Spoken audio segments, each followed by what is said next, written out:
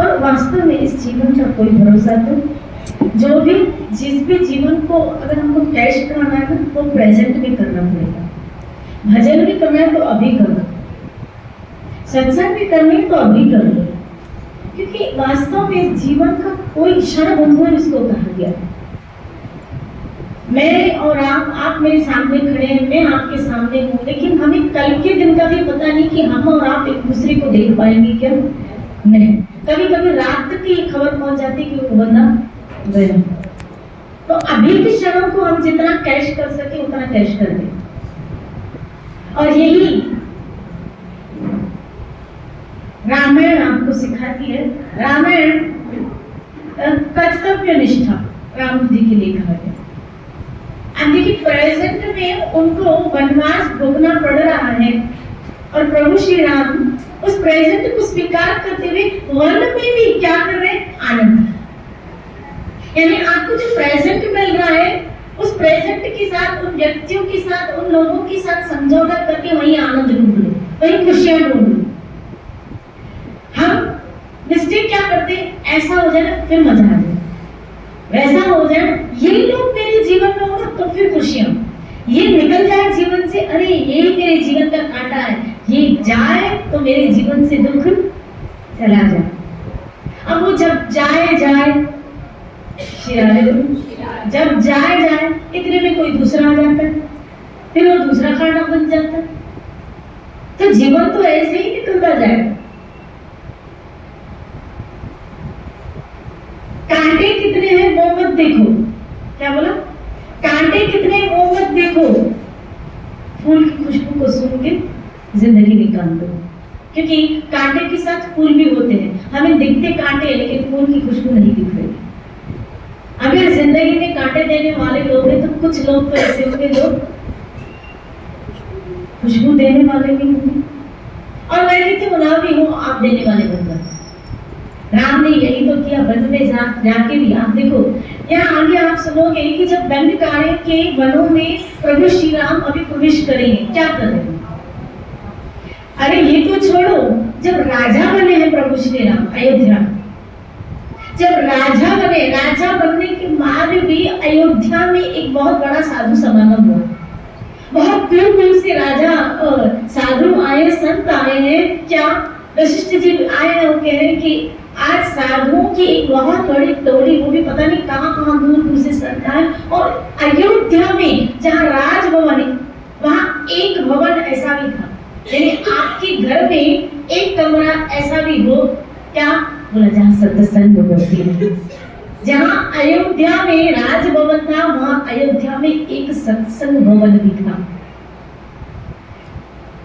आश्चर्य की बात, शिरारे बोले सत्संग भवन भी था कि वहाँ सत्संग का आयोजन होता रहता था। यानी आपके घर में भगवान समझा रहे व्यवस्था ऐसी होनी चाहिए क्या कि आपके घर में सत्संग भी होती रहनी चाहिए। आपके जीवन में सत्संग का होना भी बहुत जरूरी है। सब चीजें रखते हो लेकिन एक स्थान सत्संग के लिए भी रखो। इसलिए भरत जी को इस चीज का भय था कि कल हो सकता है जिंदगी में मौका न दे तो अभी तिलक का सुख ले। इसलिए अपने साथ पूरा साथ सामग्री रास तिलक की लेके चले। लेकिन यहाँ संकोच हो रहा है, प्रभु को कहते हुए, ठाकुर को कहते हुए संकोच हो रहा है कि बोलूं तो बोलूं कैसे, क्योंकि मैं छठ हूं और मैं तो उस स्त्री से उत्पन्न हुआ हूं।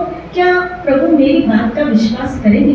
क्या ठाकुर मेरी, और मैं तो इतना भी नहीं जानता। जैसे एक बार तुलसीदास जी वृंदावन में या अयोध्या में थे, वृंदावन में थे, तो किसी ने तुलसीदास जी से पूछा कि आप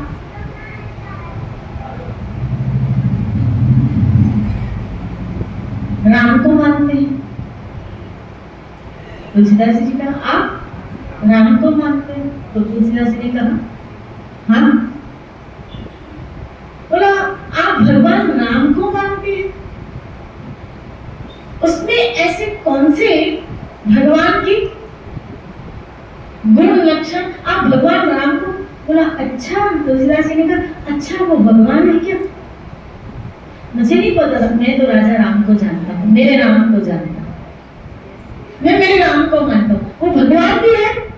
अगर वो भगवान नहीं भी होता, तुम तो कह रहे हो भगवान, अगर वो भगवान नहीं भी होता तो भी मैं राम के प्रति इतना आसक्त चित्त हूँ कि मैं अपनी आस्था राम से हटाई, भले वो मानव के रूप में राम, भले वो मनुष्य, भले वो राजा राम हो, भले वो दशरथ नंदन हो, भले वो कौशल्या नंदन हो, भले वो सिया जी के प्यारे शिरादे बोले।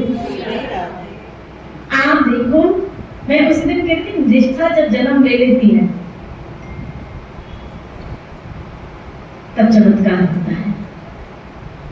तो ऐसे तुलसीदास जी की जो निष्ठा प्रभु श्री रामचंद्र के प्रति इतनी गणित हो गई कि जब वो वास्तव में वृंदावन पहुंचते तो एक जगह आई और उन्होंने ठाकुर जी को जो बंसी उठाए हुए थे उनको धनुष उठवा दिया था। और एक दोहा उसमें आया है जिसमें कहा कि तुम धनुष के रूप में आओगे तो मैं सर झुकाऊंगा।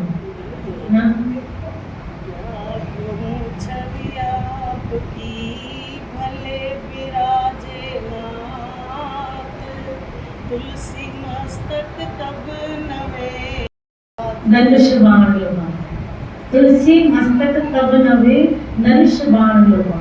शिरादे बोले। कितनी आस्था, कितनी श्रद्धा, कितनी निष्ठा भगवान के स्वरूप में भी उनकी बैठ गई। इतना उनका राम नाम के प्रति राम। अभी आगे जब शबरी का हम संबंध सुनेंगे तभी भगवान जब शबरी को नवधा भक्ति का उपदेश दे रहे उसमें भी ठाकुर समझा रहे क्या? मेरे नाम पे भरोसा, नाम जपो, मुझ पे भरोसा करके जपना। शिरादे बोले। ये जप रहे हैं, पता नहीं कुछ होगा भी कि नहीं होगा, माला उमा सो लेते हैं, होगा भी कि भजन कर रहे हो विश्वास के साथ। शिरादे बोले। नवधा भक्ति में एक चरण ये भी बताया गया जो हम आगे चल के चर्चा करेंगे। तो यहाँ ठाकुर भरत जी को ऐसे लग रहा है कि मैं शठ और कैकेयी के गर्भ से निकला, क्या मेरी बात मानेंगे राम? क्या मेरी बातों को ठाकुर मानेगा? राम मानेंगे, भैया मानेंगे? इसीलिए उनके मंतव्य को निकालने के लिए लक्ष्मण से कहा आज रात को जब तुम चरण दबाने जाओ तो ये भाग निकालना तो, तभी उनके दिल की पता चल जाए। लक्ष्मण चरण दबाते दबाते ठाकुर जी से पूछ रहे, राम से पूछ रहे, प्रभु मैंने सुना है भरत आपका राज तिलक करना चाहता है, वो राजपाट सब आपको देना चाहते हैं, वो आपकी की अमानत है। और ऐसी चर्चा चल रही थी तो वो लेके आया है, इसीलिए सारी सेना के साथ, इसीलिए सारे अयोध्या वासियों के साथ वशिष्ठ जी को भी लेते हुए, माता को लेते हुए आए कि वो आपका राज तिलक करो। बोला भरत ऐसी अनिति की बात कर ही नहीं सकता, मुझे पता है भरत ऐसा नहीं करेगा। अब तो भरत के पांव के नीचे से समय निकल गई कि मैं तो ऐसा ही तो सोच के आया हूँ, और यही कह रहे भरत ऐसी अनिति की बात, तो फिर नीति क्या है? यहाँ सामने ठाकुर कह रहा है अनीति की बात कर ही नहीं सकता, तो फिर नीति क्या है? नीति तो यही है, एक्चुअली धर्म तो यही है कि सब कुछ राम को दिया जाए, जो अपने पास है वो सब ठाकुर, और मेरे पास जो है वो सब ठाकुर को, ये ठाकुर का ही तो है। तो फिर नीति क्या है? कंफ्यूज हो गए थोड़ी देर के लिए भरत कि मुझे क्या करना चाहिए, क्या नहीं करना चाहिए। कहीं ऐसा तो नहीं जो मैं स्टेप उठा रहा हूँ वो राम को हर्ट हो और मैं दिल दुखाऊं। पहले मेरी वजह से बहुत दिल उनका दुख गया, पहले मेरी वजह से उनको बहुत कष्ट मिला, अब ऐसी कुछ बात ना निकले कि जिनको उनको कष्ट पहुंचे। क्योंकि जिससे आप प्रेम करते हैं ना, एक्शन तो छोड़ो, ऐसी कोई बात भी नहीं करना चाहते जिससे हमारे प्रियतम को कोई दुख हो, कोई कष्ट हो, कोई उनको तकलीफ हो, इससे मौन रहना भरो। श्री राधे बोले। इसीलिए भरत को सूझ नहीं रहा, कौशल्या के पास, गुरुजनों के पास, सबके पास जाके बस एक ही अनुनय विनय कर रहा है कि कैसे राम को मनाया जाए, राम को कैसे मनाया जाए अयोध्या लौटाने के लिए। वशिष्ठ जी ने कहा तुम्हारे भाव में मेरी बुद्धि भ्रमित हो रही है, मैं निर्णय नहीं ले पा रहा हूं, तो तुम अपने भाव सारे प्रभु के आगे रख दो। फिर वो जो कहे, इतने में जनक जी आ गए। अब जनक जी आ गए तो ये निर्णय जनक जी के ऊपर छोड़ दिया गया कि आप फैसला कीजिए। जनक जी ने सोचा कि मैं इतने, अब देखो जनक किसके गुरु हैं आपको पता है?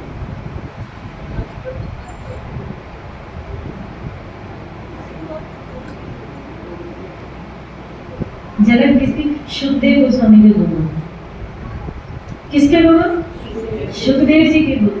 अब सुखदेव जी के गुरु जनक है कौन? राजा। और सुखदेव जी कौन है? विरक्त, गर्भ से निकले हैं। भागवत में आया ना, गर्भ से निकले हैं और 16 वर्ष तो कहाँ रहे? गर्भ में रहे। गर्भ से निकल के सीधा वनों की तरफ चले, जो उनके पिता बेटा बेटा कहेंगे, व्यास जी पीछे हो। ओ सुखदेव जी कितने विरक्त, कितने त्यागी, लेकिन आप जनक जी को देखो, यानी जनक राज गद्दी पे बैठ के सुखदेव जी को, विरक्त संत को उपदेश दे रहा है।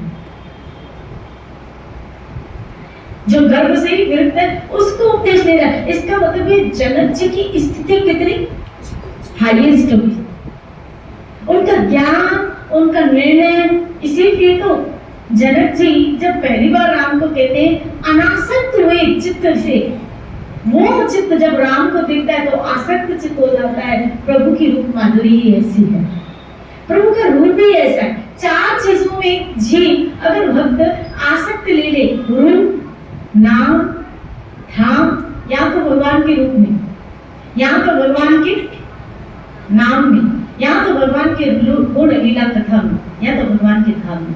इस 4 में से एक में भी अगर वो आसक्ति उत्पन्न कर देता है, कौन कौन सा? रूप, नाम, गुण, रूप और धाम। नाम, रूप, गुण और प्रभु का नाम, प्रभु का रूप, प्रभु के गुण, प्रभु का धाम।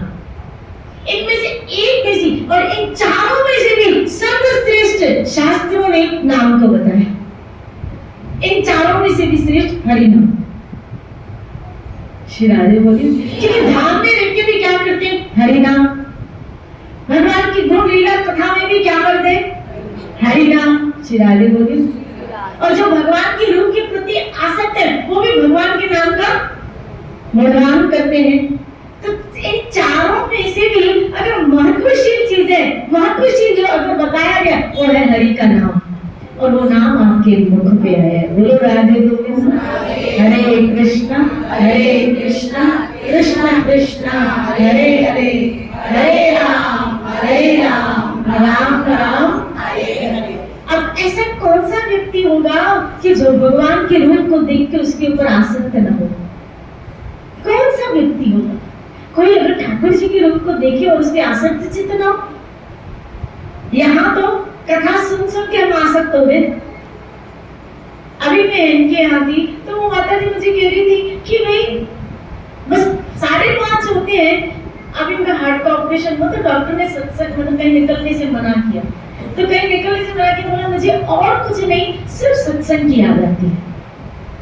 बस 5:30 होते हैं मुझे रोना शुरू हो जाता है। मैं इतना रोती हूँ। क्यों? सिर्फ सत्संग, मुझे सत्संग चाहिए, मुझे यहाँ नहीं बैठना है। बस भगवान से यही प्रार्थना है, उनको बोलो कि मुझे जल्दी वापस सत्संग में बोलो। तो भगवान की गुण लीला, इनका अच्छी बात है ना। देखो सतत सत्संग सुनने का परिणाम, जब सतत सत्संग सुनते हैं उसका परिणाम क्या हुआ कि आज शरीर आपका स्वस्थ नहीं है, लेकिन चिंतन सत्संग का चल रहा है। शरीर आपका साथ नहीं मेरा, लेकिन चिंतन सत्संग का चल रहा है। और यही चीज तो हम चाहते हैं कि हमारा चिंतन सत्य के प्रति चले। श्री राधे बोलिए। आज चित्त बच्चे की, बेटे की, उसकी से शरीर आज सोच रहा है तो किसके लिए? बस सत्संग के लिए सोच रहा है। और इसी की तो साधना है कि वो हमको याद रहे। ये काहे के लिए हम मेहनत कर रहे हैं बताओ? काहे के लिए मेहनत करें? कि हमारा मन ठाकुर जी में लग जाए, आसक्त चित्त हो जाए। श्री राधे बोलिए। और देखो आज नहीं तो कल हमारा और आपका, मैं हूँ चाहे आप हो, कोई भी क्यों हो, चाहे कोई भक्ति कर रहा है चाहे कोई भक्ति नहीं कर रहा है, सबको शरीर जवाब देता है। वृद्ध अवस्था आएगी, बीमारियां आएंगी। और देखो आज जैसा शरीर है हमारा, कल वैसा नहीं था। कल हम उठते बैठते, नीचे भी अच्छी तरह बैठ पाते थे, कोई हमारे घुटनों में दर्द नहीं था, कोई हमारी कमर में दर्द, कोई हमको चश्मे नहीं लगे थे, हम ऐसी दौड़ लगाते थे, ऐसा पैदल चलते थे, हमारा शरीर इतना रुष्ट पुष्ट था, हम खाने पीने में भी बड़े स्वस्थ, जो भी आया पिज्जा आदि सब खा लेते थे, सब डाइजेस्ट हो जाता था। तो कल जैसा शरीर था क्या आज है क्या? श्री राधे बोलिए। आज सच बताना, आज शरीर कल के मुकाबले में डाउन है ना? आज डाउन है। और इसका मतलब है दिनों दिन ये डाउन होता जाएगा, आने वाले समय में इससे भी डाउन होगा। जो आने वाला कल, आने वाला समय होगा ना, आज जैसा है ना, फिर भी शायद आने वाले समय में इससे भी डाउन होगा। और हो सकता है उस वक्त हम सत्संग में भी ना आ पाए, और हो सकता है उस वक्त ये शरीर भजन भी न कर पाए। भगवान करे ऐसी स्थिति ना हो, पर ऐसा शरीर कर भी सकता है, ऐसी स्थिति में हमको ला भी सकता है। इसलिए आज को जितना कैश कर सकते हो वो आज को उतना कैश कर लो। श्री राधे बोलो। अभी जितना कैश कर सकते हो कर लो। इसीलिए तो कहते हैं प्रहलाद महाराज ने कहा बचपन में, अरे जितना जल्दी हो सके भगवत भक्ति में लग जाओ, क्योंकि आज ताजा फूल है। आज हमको ऐसा लगता है काश हमें ये भक्ति पहले मिली होती, काश बचपन से मिली होती। आज के आज हाथ पांव आदर में तो जवाब दे दिया हमको। तो भरत जी इसलिए कल का वेट नहीं कर रहे आज, लेकिन एक है क्या राम मानेंगे नहीं मानेंगे। और जनक के आगे जब सभा में बिठाए, वो जनक जो बिल्कुल अनासक्त वेदज्ञ फैसला देने, और क्योंकि अपने जीवन के फैसले उसी व्यक्ति के आगे रखने चाहिए जो निष्पक्ष, जो किसी का पक्षपाती ना, निष्पक्ष। और यहाँ आप देखिए जनक जी पक्षपाती नहीं है कि भाई सीता मेरी पुत्री है, ऐसे पक्षपात नहीं है, वो निष्पक्ष होकर उनको बिठाया गया। और राजा ऐसा ही होता है। इसलिए अपने जीवन के फैसले भी अगर दिलाने हो, कराने भी हो, तो किसी निष्पक्ष व्यक्ति के ही से ही करवाना।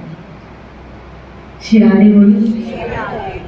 आइए जनक वशिष्ठ जी कह रहे आप कुछ फैसला कीजिए, क्योंकि भरत चाहता है राज्य किसको मिले?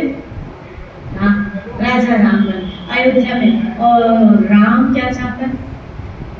श्री राधे बोलिए। बोला राम क्या चाहता है? बोला राम धर्म और नीति के मामले में वो ये चाहता है कि क्या मैं अपनी पिता की आज्ञा का उल्लंघन करूं? भरत कहता है प्रभु बचपन में तो आप हमेशा मुझे जिता देते थे, आज क्यों बता रहे हो? बोला मैं तो आज भी तुझे जिता दूं, लेकिन तू मुझे क्या आज्ञा दे रहा है कि मैं अपने पिता की आज्ञा का पालन नहीं करूं, उनको झूठाऊं, मैं झूठाऊं, मैं नरक में जाऊं, मुझे पाप लगे, वो चलेगा भरत, लेकिन क्या तुम ये चाहोगी कि पिता झूठा बने?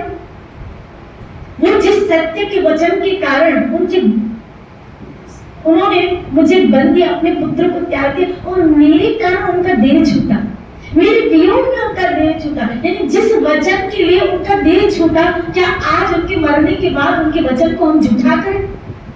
क्या तुम्हें नहीं लगता भरत कि होना तो यही चाहिए, हम चारों भाई मिलकर कुछ ऐसा हल निकालें कि जिसकी वजह से अयोध्या भी संभल जाए और वनवास भगवान पर हमारे पिता का वचन भी रहे। ऐसा कोई मार्गदर्शन नहीं निकालना चाहिए। श्री राधे बोलो। भरत चुप हो गया, क्या करूं आखिर में, मुझे क्या करना चाहिए। कभी कभी हमारी बुद्धि इस दोराहे पे हमको लेके आती कि हम फैसला करने में बिल्कुल देर हो जाती है, यानी हम सोच नहीं पाते कि एक्चुअली क्या सही है और क्या गलत है।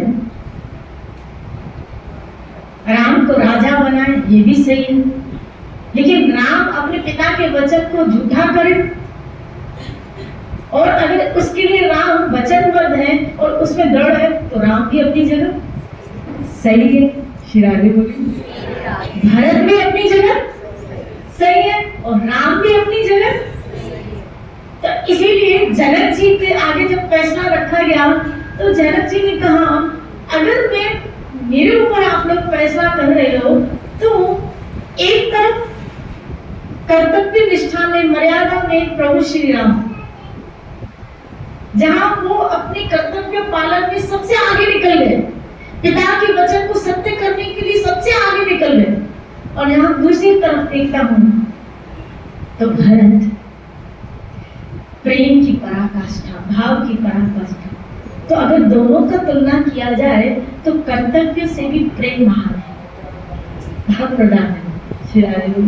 इसलिए मेरे हिसाब से जीत भरत की है, क्योंकि प्रेम के आगे सब कर्तव्य भी फेल है। तो इस हिसाब से भरत बिल्कुल सही है, सब खुश। इसका मतलब है भारत की अगर जीत है तो फिर अब राम कौन बनेंगे? राजा। अयोध्या वापस चले। श्री राधे बोले। भरत बहुत खुश होगा, लेकिन जनक जी का रुको, प्रेम की एक शर्त बताओ, प्रेम का एक रूल बताओ जी। प्रेम का अर्थ है कि जिससे आप प्रेम करते हो उसके अनुसार आप जीते। जिससे आप प्रेम करते हो, जैसे गुरु से हम प्रेम, तो गुरु के अनुसार अपना जीवन जीते। जिससे आप प्रेम करते हो फिर उसके अनुसार हम भी भजन नहीं गाते, मैं ऐसी बन जाऊं जो तेरी मर्जी, भजन गाते, ये मेरी, मैं ऐसी बन जाऊं जो तेरी मर्जी। तो प्रेम की एक शर्त है, जिससे प्यार करो फिर उसके अनुसार। इसीलिए अगर तुम वास्तव में राम से प्यार करते हो हाँ, तो जाओ राम के पास, अब उनको पूछो कि वो क्या चाहते हैं, फिर उसके अनुसार जीवन बिताओ। अब राम तो क्या चाहते थे? भरत राजा बने और मैं तो बोला, अब भैया मैं आपकी शरण में हूं, क्योंकि मेरी आंखें खुल गई। मैं अब तक प्रेम इसको समझता था, किसको? बोला कि मेरे दिमाग में, मैं अपनी कीर्ति के विषय कहीं ना कहीं मेरे दिमाग में था कि लोग क्या कहेंगे, उस कीर्ति को लेते हुए मैं अभी तक आपको राजा बनाने की सोच रहा था कि ये, लेकिन आज मेरे अंदर से ब्रह्म जनक जी ने निकाल दिया कि एक्चुअल प्यार किसको कहते हैं। और मुझे वास्तव, मुझे अपना नहीं सोचना है, इस वक्त मुझे आपका सोचना है। अब तक मैं अपना सोच रहा था कि लोग मेरे लिए, कि केकई के लिए तो कहेंगे, और अगर मैं ऐसा नहीं करता तो लोग मेरे लिए भी कहेंगे। तो अब तक मैं अपने लिए सोच रहा था, लेकिन इन्होंने मेरा भ्रम हटा दिया कि मुझे अपना नहीं सोचना है, मेरे लिए लोग जो कहे सो कहे, भरत ने जो किया, लेकिन अब आप जो कहेंगे मैं वो करूंगा। मैं आपको समर्पित करता हूं। तो कहा, देख पिता की आज्ञा है, एक बेटा वनवास जाए और एक बेटा राज पाए। तो अच्छा भैया, अगर पिता की आज्ञा तो फिर मैं वनवास जाता हूँ, आप राजा करें। बोला नहीं। फिर केकई बोलती है कि ठीक है, मैंने कहा था ना, तो मैं इन सबको वचनों से मुक्त करती हूँ।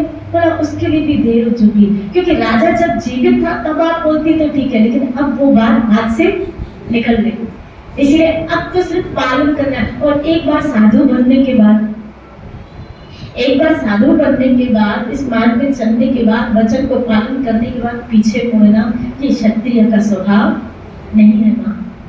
श्री राधे बोलिए। और कोई धर्म व्यापार नहीं है कि अदल बदल किया जाए, कि तुम करो, धर्म व्यापार नहीं है। यही तो बात प्रहलाद ने कही थी, क्या कि प्रभु भक्ति की है, बिजनेस थोड़ी किया है, व्यापार थोड़ी किया है, ये व्यापार थोड़ी है। ये तो कहा भक्ति दुहिली राम जो खांडा की तार। यहाँ तो तलवार पे चलने का काम है, मर्द का काम है भक्ति करना। श्री राधे बोले, भक्ति करना मर्द मतलब जिसको दर्द न हो, ऐसा श्री राधे बोले, ऐसा लोग कहते हैं पर ऐसा है। श्री राधे बोले, मर्द वो जो संघर्ष करना जानता हो, जो लड़ना जानता हो,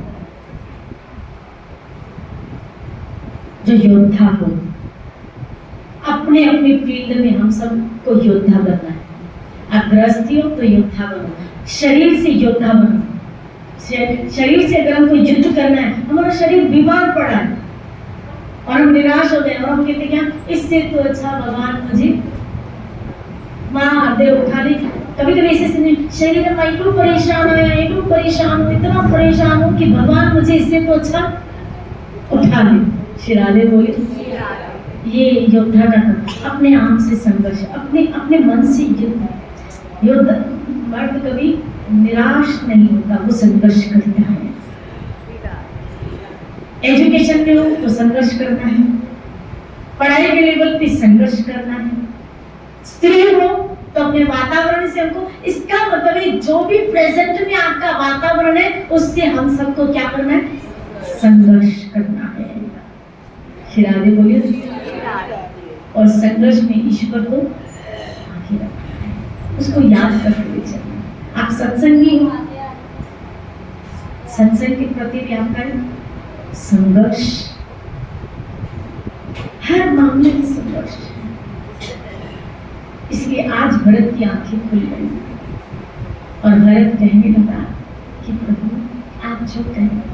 बोला, भरत तू मुझे राजा बनाना चाहता है, मैं तो हार गया तेरे आगे, तेरे प्रेम में, तेरे भाव के आगे मैं हार गया।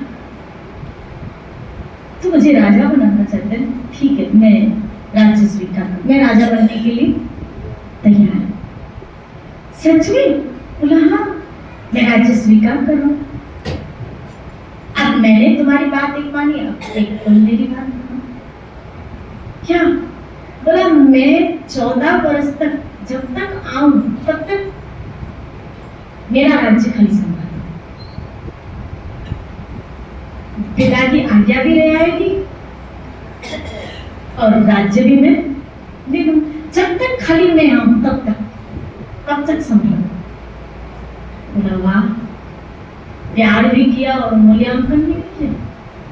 क्या तो प्यार किया ठाकुर आपने। बोला, तुमने प्यार किया तो फिर बिक जाओ, फिर मैं जैसे कहूँ वैसे करो। अगर मुझसे प्यार किया ना तो फिर बिक जाओ, फिर मैं जैसा कहूँ वैसा करो। ठीक है, पर क्या एक बात कहूँ? एक बात कहूँ आपसे? हाँ बोलो ना। प्रभु संकोच हो रहा है, लेकिन उम्मीद करता हूँ आप माने। हाँ हाँ तो बोल खाली। बोला, राजा तो आप हैं, फिर तो मैं नौकर हुआ। जब तक आप आए मैं आपके राज्य को अच्छी तरह संभालूंगा, नौकर बन के, दास बन के। लेकिन उस राजगद्दी पर फिर कौन बैठेगा? भगवान का तुम। बोला, नौकर गद्दी पे कैसे बैठ सकता है? वाह, क्या तो नीति है उसकी। श्री राधे बोले, उस गद्दी पे, जिस गद्दी पे आप बैठे, नौकर उस गद्दी पे बैठे। यानी वो चीजें हम कैसे ग्रहण कर सकते हैं जो हमारा गुरु स्वीकार, वो तो हमारे लिए पूजनीय होगी ना। जिस गद्दी पे हमारा गुरु बैठे उस गद्दी पे हमको नहीं बैठना चाहिए, बिल्कुल नहीं बैठना चाहिए, क्योंकि वो हमारे लिए पूजा बन जाती, आराधना बन जाती। श्री राधे बोले तो उस गद्दे पे मैं कैसे बैठ सकता हूँ प्रभु? तो फिर बोला मैं तो एक दास की तरह सेवा करूंगा, आपका राज्य आपने कहा संभालना, मैं संभालूंगा नौकर की तरह। लेकिन फिर उस गद्दी पर मुझे रखने के लिए आपकी पादुका दी, मुझे आपकी पादुका क्या करोगे? बोला उस गद्दी पर आपकी पादुका रखूंगा, आपके उपलक्ष्य में वो पादुका उस गद्दी पे रहेगी, रोज मैं उसकी पूजा करूंगा, आराधना करूंगा, और आप जब तक आए तब तक उस गद्दी पे वो पादुका ही रहेंगी।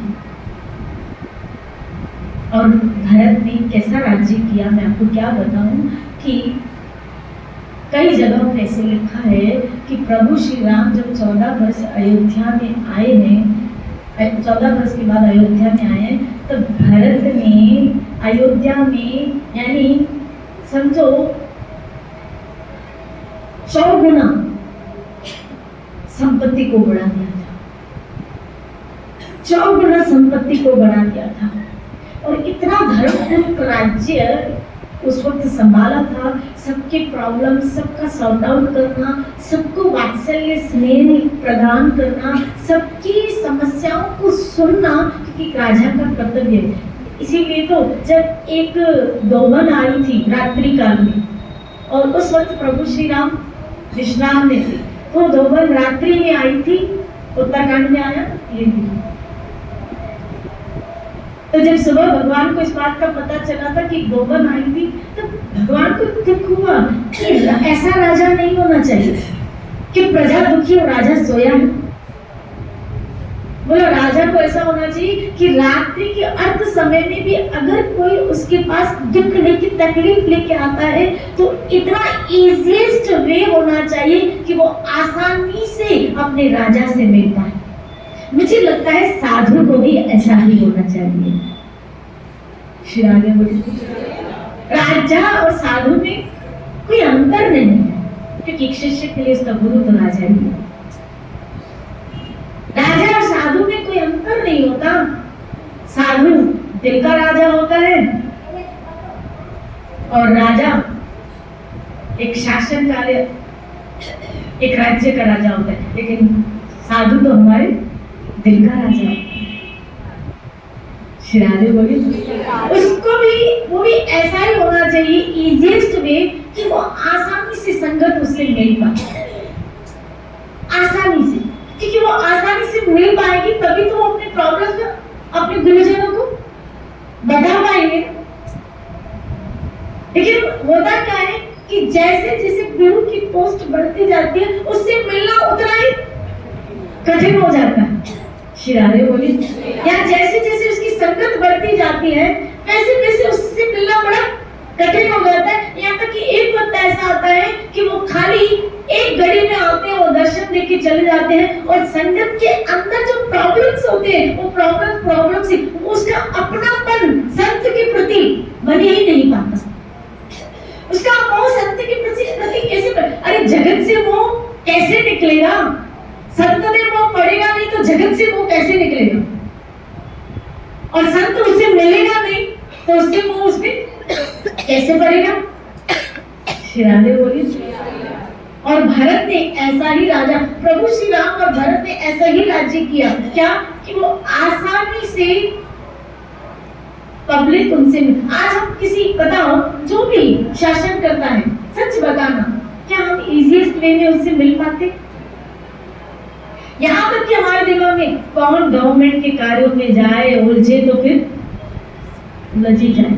हम छोड़ क्यों देते? क्योंकि पता है आज हमें कोई प्रॉब्लम है, मुझे 100 में से 99% ऐसे कह सकती हूँ लोगों को कि क्या इनमें से जितने लोग हैं उनको अगर कुछ प्रॉब्लम भी होंगे तो वो नहीं इसलिए जाते मैं कौन इन पछड़ों में फंसे। श्री राधे बोली मान लो गली का रास्ता खराब है, अब किसको बोले? निगम में जाए, हमारी सुनवाई होगी? हमारी सुनेंगे? कौन है वहां सुनने वाला? श्री राधे बोली बोलो ना श्री राधे। आज इजीएस्ट अप्रोच नहीं है, और हमारे पास इतना धन नहीं है कि हर चीज के लिए हम, और जो राजा इस तरह कमर्शलाइज हो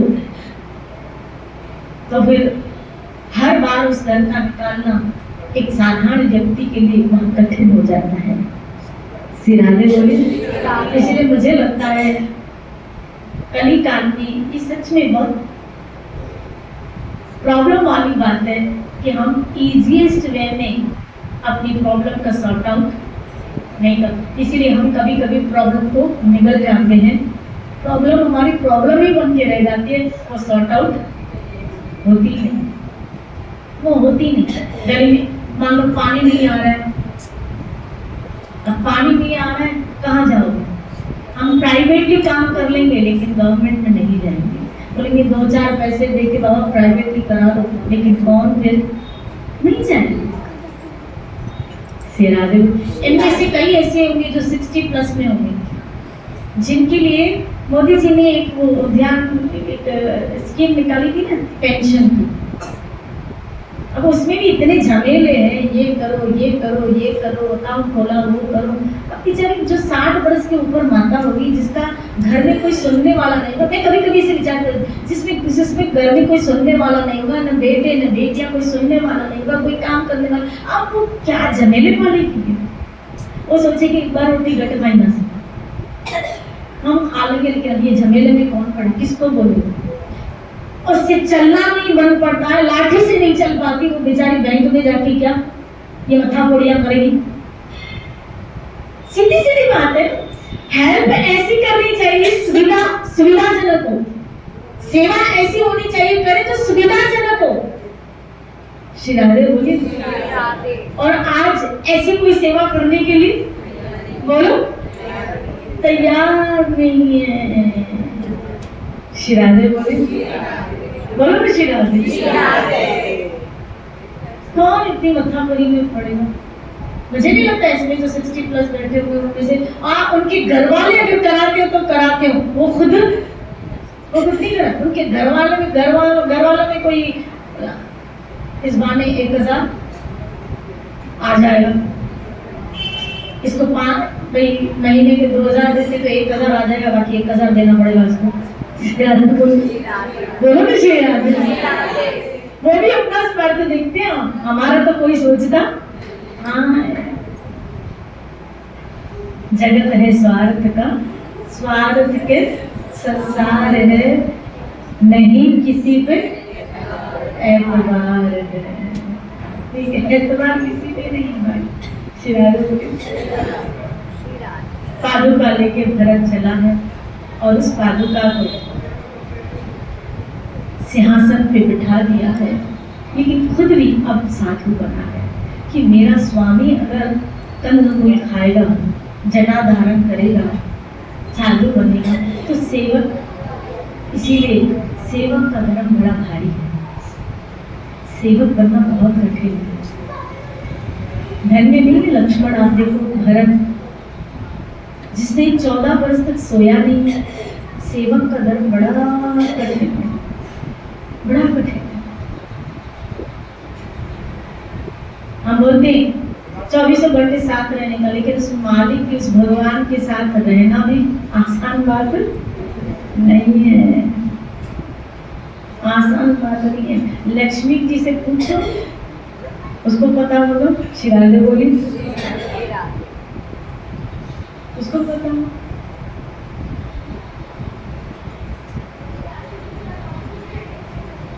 आसान बात है।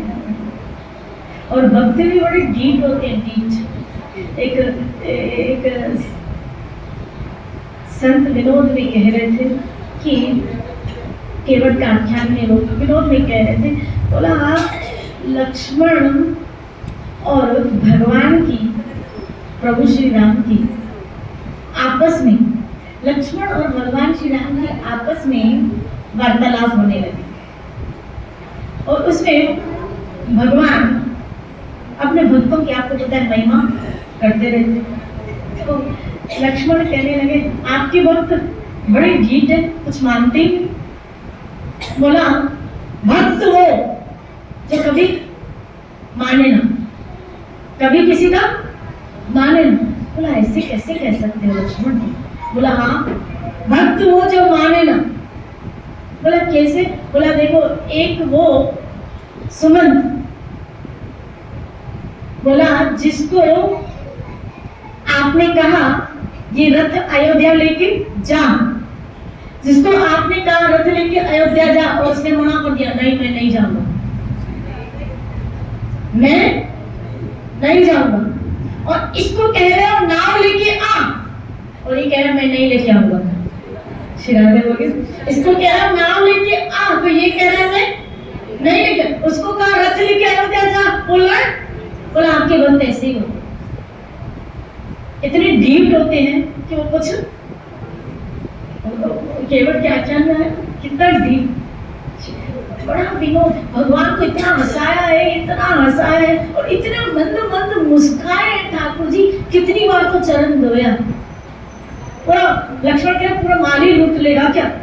शिराले बोलिए ना, पूरा माली लूट ले। जब भगवान की चरण धोए, पहले तो राजी नहीं हुई, ठाकुर जी को कह रहा है चरण धुलाने पड़ेंगे। बोला क्यों? बोला चरण धुलाने पड़ेंगे क्योंकि आपका भरोसा नहीं है, चरण अहल्या को लगे तो वो नारी बन गई, मेरी नाव नारी बन गई तो। बोला तो क्या हुआ नारी बन गई तो? अगर नारी बनी तो क्या हुआ? बोला तो क्या हुआ, तो क्या हुआ, एक नारी पहले ही घर में बैठी है, दूसरी लेके जाऊंगा तो घरवाली ये थोड़ी समझेगी।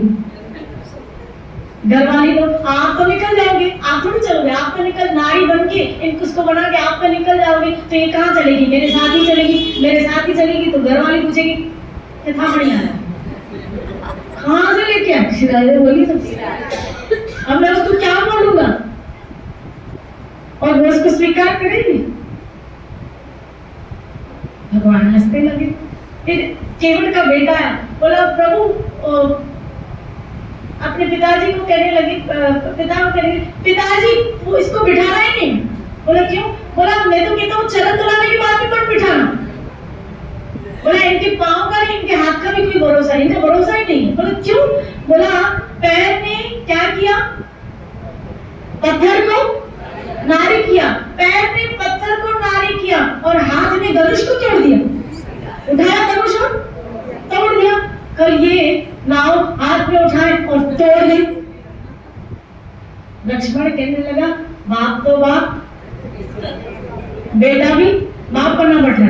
शिराजे बोले ये दोनों बाप बेटे, बोला तुम लोगों ने हम लोगों को समझा क्या? गाजर नहीं समझाया क्या? शिराजे बोली बड़ा विनोद था इन दोनों की चर्चा में।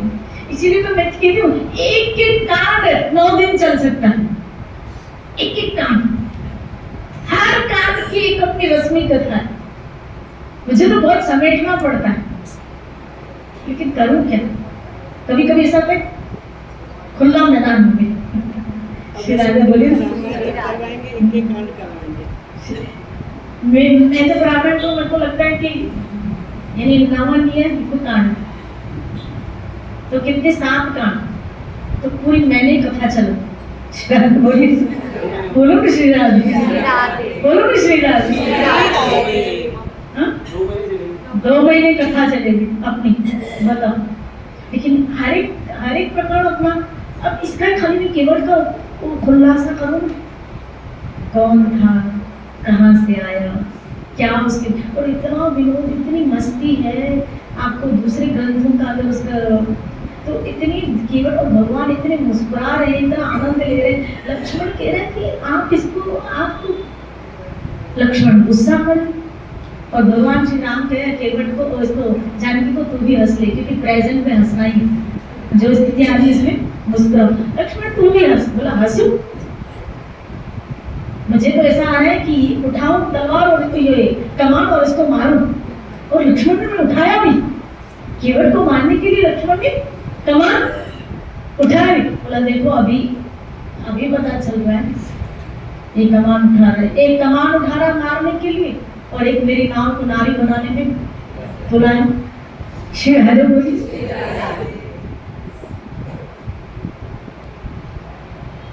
तभी कहा कि आपके भक्त बड़े जिद्दी होंगे। हाँ, भक्त है ना, अपनी भक्ति के मामले में बड़े जिद्दी होते हैं। भजन के मामले में, भक्ति के मामले में वो किसी भी सुनते नहीं। और इस मामले में मुझे लगता है जिद, देखो जो चरण रज पाने के लिए बड़े बड़े देवता ऋषि मुनि के लिए भी ठाकुर राजी न हो, और ठाकुर कह रहा है केवट को कि तुझे अगर दोने हैं तो तू मुझसे क्यों पूछ रहा है? दो ले, कोई पूछ के तो नहीं काम करता है। होना है चलता तो दो ले। तो बोला नहीं बाबा पूछ के करूंगा, क्योंकि गरज मेरे को थोड़ी है, पार नहीं गरज आपको। शिराजे बोले नदी पार होने की गरज आपको, मेरे को थोड़ी। फिर मुस्कुरा, और जब नदी पार हुए पार किया है, बोला उतरा ही नहीं लूंगा। बोला क्यों उतरा ही नहीं लेगा? शिराजे बोले और बोला नहीं आपसे उतरा ही नहीं लूंगा, नहीं आपसे उतरा ही नहीं लूंगा। पर क्यों? बोला अभी साधु बने हो, राजा थोड़ी हो तो उतरा ही। अब साधु से क्या लेना, साधु से तो आशीर्वाद ही लिया जाता है, तो आपसे आशीर्वाद दे दो। मन पार करके चरणों में जब गिरा है तो बोला, लक्ष्मण कहने लगा वहां इतनी दादागिरी दिखा रहा था, चरण धो रहा हो, ये करो, और एक बार नहीं 3-4 बार। एक बार तो जब धोए ठाकुर के चरण धोए हैं, जब तो ठाकुर ने चरण ऊपर किए और फिर जमीन में गड़ दिए, फिर धोए। बोला फिर क्यों धोए? बोला मट्टी लग गई ना, तो इन्होंने पहुंचने नहीं दिया ऐसे, तो फिर पहुंच लेनी चाहिए ना। और बोला ये रज कहां से मिलती, और इतनी चतुराई का छिरादे बोले तो। और पार होने के बाद गिड़गिड़ा रहा है, चरणों में गिर गया। बोला आपको लक्ष्मण के ना वहां तो, और यहाँ तो ऐसे, यहाँ गिड़गिड़ा रहा है, चरण स्वभाव बदल कैसे गया, समझ नहीं आ रहा। यहाँ तो बोला जब व्यक्ति पार हो जाता है ना, उस वक्त गरज थी, उस वक्त अब तो पार हुए, अब आप चलते बनोगे, अब आप पीछे मुड़ के देखोगे नहीं। शिराबे बोले तभी तो केवट को कहा ना कि मैं आऊंगा तो तुमसे मिलूंगा, मैं ऐसा नहीं हूँ। बोला आप जाओगी तो फिर साधु जाता है तो पीछे मुड़ के कहा देखता है, नहीं मैं आऊंगा ना तो तुमसे जरूर मिल के जाऊंगा। इन दोनों को, केवट और गुरु को, दोनों को कहा था मैं तुम दोनों से मिल के जाऊंगा। शिरादे बोली, बोलो ना शिरादे। बड़े सिद्धि होते हैं। और भरत ने भी प्रभु श्री राम से कहा कि 14 वर्ष में एक दिन भी भैया देर किया तो देख लेना, मैं चिता लगा के अपने आप को मैं एक दिन की भी विलंब नहीं करूंगा। देखना भरत में एक दिन का भी विलंब नहीं करूंगा, मैं आ जाऊंगा, तू देख। अब चित्रकूट से सब गए हैं, अयोध्या का राज्य होने लगा।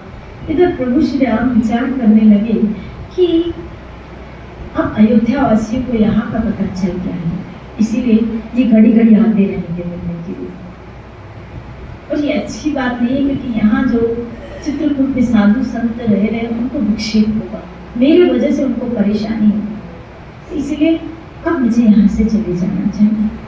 इसलिए ऐसा सोच के भगवान को एक और जो लीला करनी थी। आपको पता है भगवान चित्रकूट और दंडकारण्य के इन शिखरों में कितने वर्ष तक रहे? 13 वर्ष।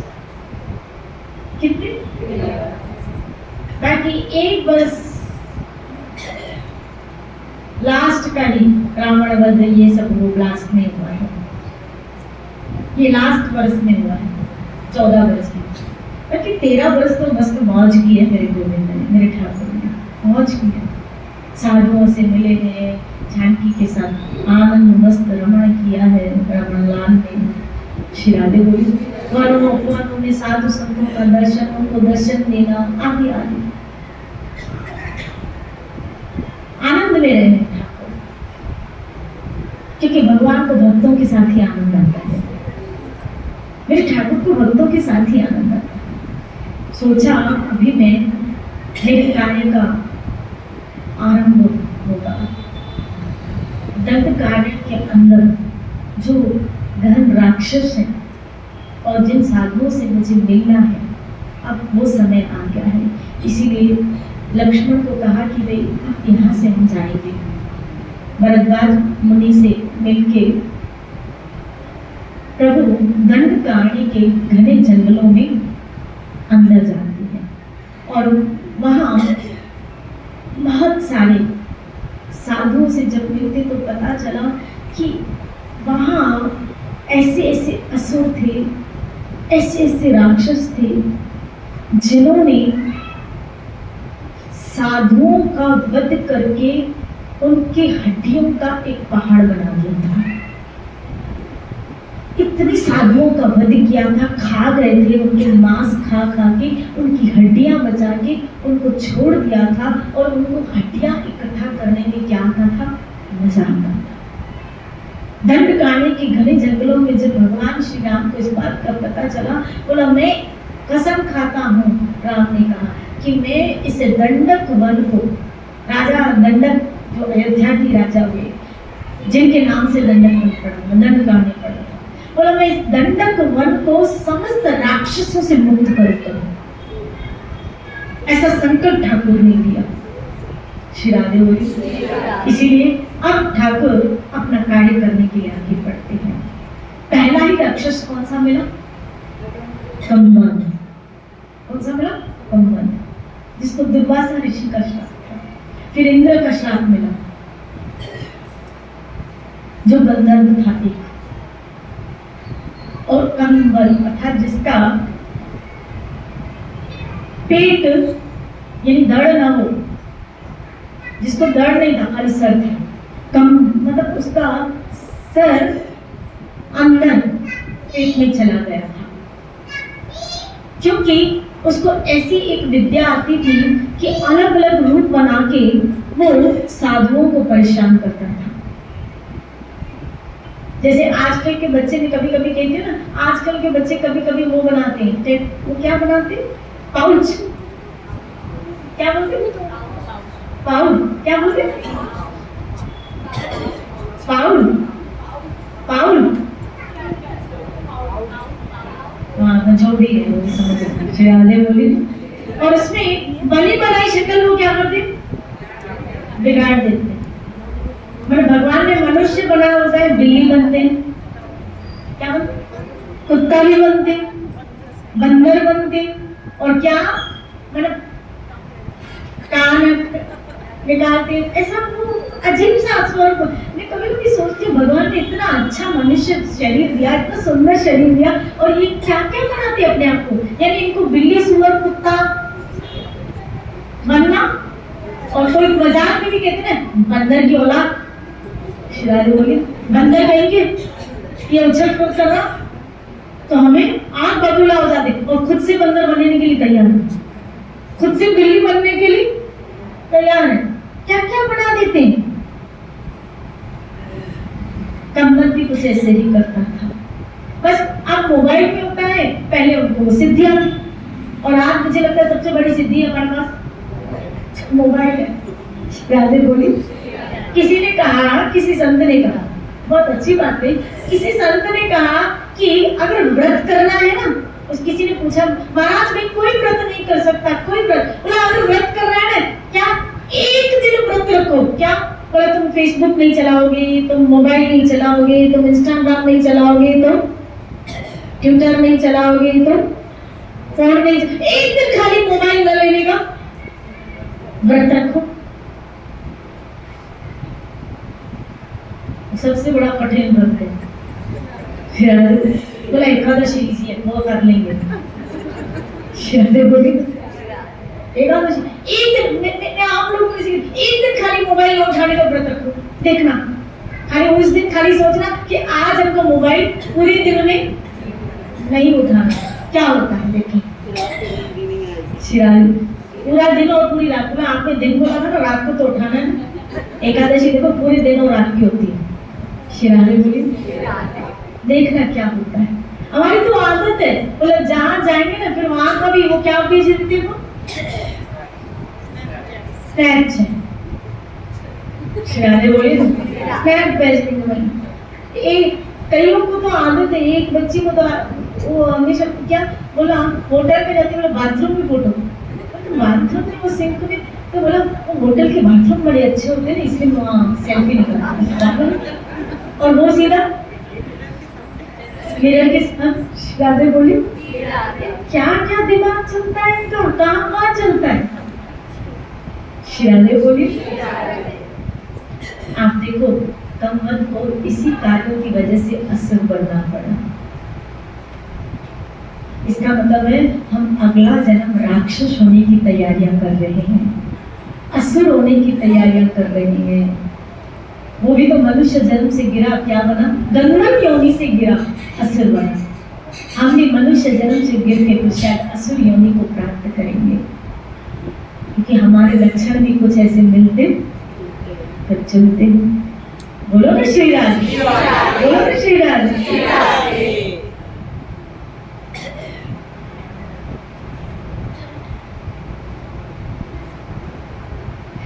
चलो आगे रामायण की तरफ चलते हैं, फिर नहीं तो ये रह जाएगा। फिर प्रभु श्री राम आगे आगे प्रभु श्री राम है, बीच में जानकी और फिर लक्ष्मण जी। जानकी जी संभल संभल के चलते हैं कि प्रभु के किसी भी कदम पे मेरा पांव न पड़े, किसी कदम पे मेरा, मैंने कहा ना हमारे लिए उपासना बन जाती है। और लक्ष्मण जी ऐसे ही दोनों के कदमों को संभाल संभाल के चल रहे हैं। लक्ष्मण जी दोनों संभाल के चल रहे हैं, ऐसे तीनों। जानकी मतलब भक्ति, भक्ति बीच में, भगवान आगे है और लक्ष्मण मतलब गुरु। श्री राधे बोले यही गुरु का काम है, वो भक्ति और भगवान को आगे रखता है। और अगर हम भी उनके अपने गुरु को अपने जीवन में उतारते हैं तो हमारे जीवन में भी गुरु और भगवान आगे आ जाते, भक्ति और भगवान आगे आ जाते। आप गुरु को आगे रखोगे, आपके जीवन के आगे भगवान और भक्ति आगे जाएगी। देखो गुरु के आगे भक्ति, भक्ति के आगे भगवान। श्री राधे बोली आपके जीवन में गुरु, फिर भक्ति आती है और फिर भगवान आता है। ये सिस्टम, ये सिस्टम। तीनों अत्रि मुनि के यहाँ पहुंचते हैं। अत्रि मुनि तो इंतजार ही कर रहे थे, राम मैं आपका इंतजार ही कर रहा था। अत्रि मुनि के यहाँ बैठते हैं ठाकुर। माँ जानकी जब अनुसुईया से मिलती है तब प्रभु श्री राम कहते हैं कि बहुत सती और बहुत पवित्र नारी है, और इन्हीं की वजह से ये मंदाकिनी प्रकट हुई है। आपको पता है मंदाकिनी, जब आप चित्रकूट में जाएंगे तो अनुसुईया की दूर दूर तक पानी नहीं था, तो अनुसुईया ने अपने तपोबल से गंगा को वहां प्रकट किया है। अपने सत्य के प्रभाव से वहां गंगा प्रकट हुई है अनुसुईया के संकल्प से। और आज भी एक मंदाकिनी की धारा वहां से बहती है, गंगा की धारा मंदाकिनी के रूप में वहां से बहती है। जब हम बद्री केदार में जाते हैं तब वहां मंदाकिनी बोलते ये सब है ना, तो वहां से मंदाकिनी की एक धारा यहाँ चित्रकूट से निकलती है। श्री राधे बोलिए, बोलो ना श्री राधे। वो अनुसुईया इतनी पवित्र स्त्री कि जिसने तीनों देवों को क्या बना दिया था, बच्चा बना दिया। एक स्त्री भी कितना बोल रहे खाली। और जब भगवान इसकी तारीफ कर रहे हैं तो बोला राम तुम मुझे इतनी बड़ाई क्यों कर रहे हो, तुम जानते हो कि खाली मेरी ये जो बड़ाई है वो सिर्फ पति की सेवा करने से है। मैंने सिर्फ निष्कामता से अपने पति को भगवान समझ के उसकी क्या कर की है, सेवा की है, और अपने आप की सिद्धियां शक्तियां मेरे पास आती गई है। मुझे इसका पता नहीं अलग से मेरे पास हो, मैंने अलग से इसके लिए कोई तपस्या नहीं की है। मैं सिर्फ एक बात जानती हूँ, क्या मेरा पति ही परमेश्वर है।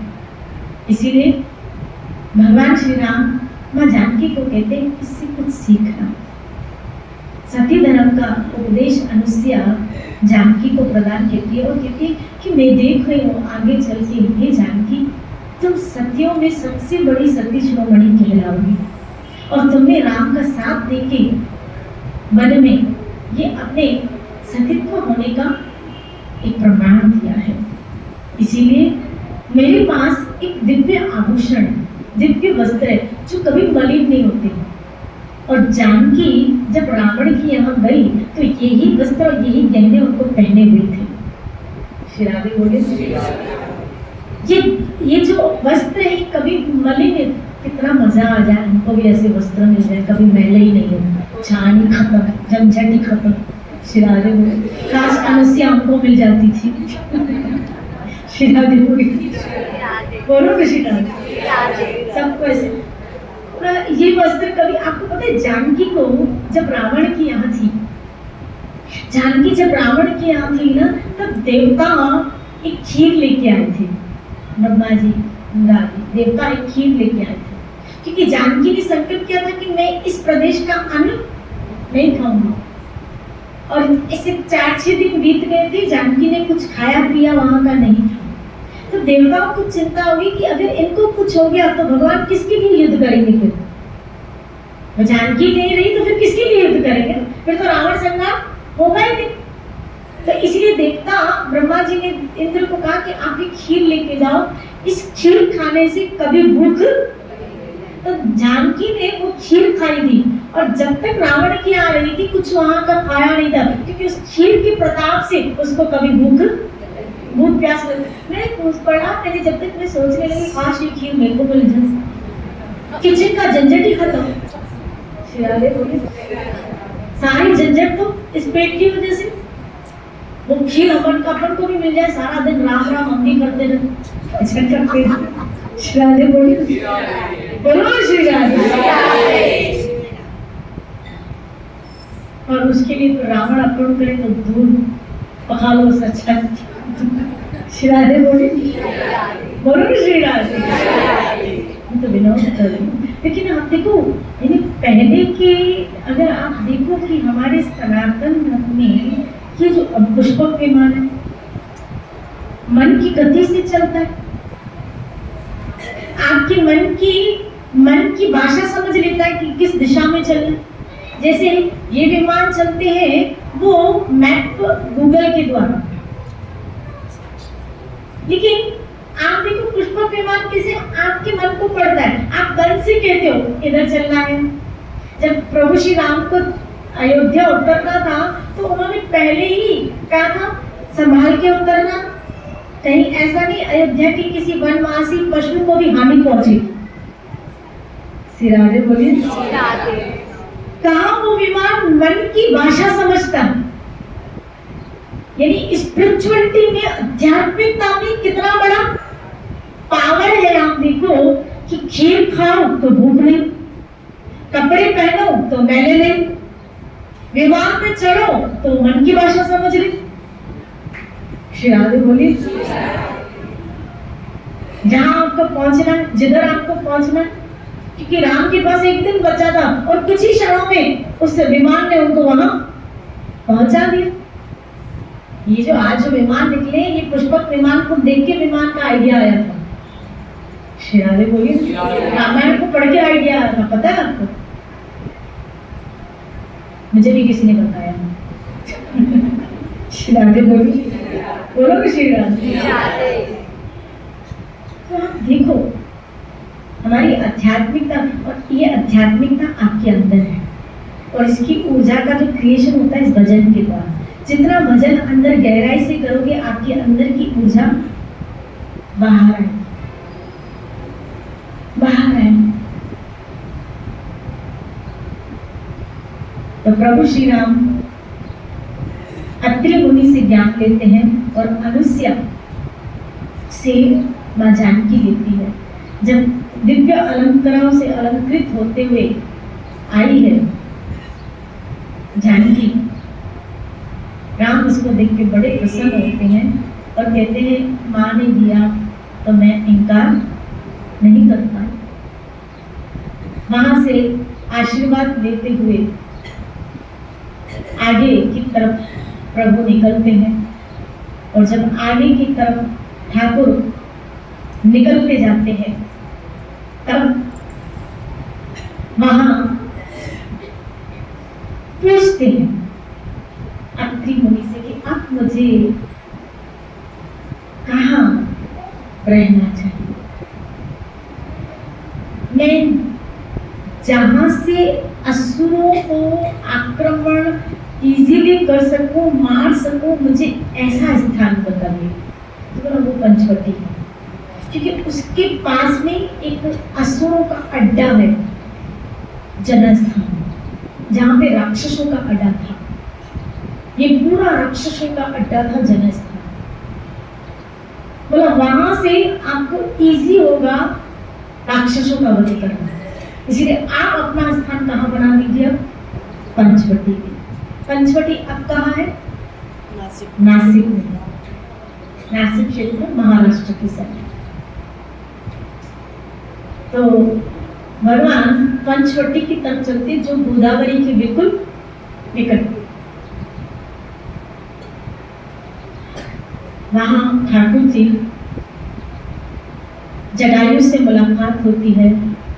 जटायु अपना दशरथ के साथ मित्रता को वर्णन करता है और जटायु कहता है कि भाई तुम मेरे पुत्र के समान हो और ये मेरी पुत्र वधू है, तुम यहाँ अपनी कुटिया बनाओ पंचवटी के निकट, मैं तुम लोगों की रक्षा, मैं देखरेख में रहूंगा। इसीलिए लक्ष्मण ने पंचवटी में कुटिया बनाई गोदावरी के निकट और वहां रहने लगे।